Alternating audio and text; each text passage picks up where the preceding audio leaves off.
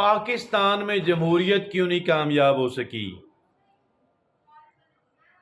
सबसे बड़ी वजह यह है, हमारे यहाँ जमातें सियासी तो हैं, डेमोक्रेटिक नहीं है।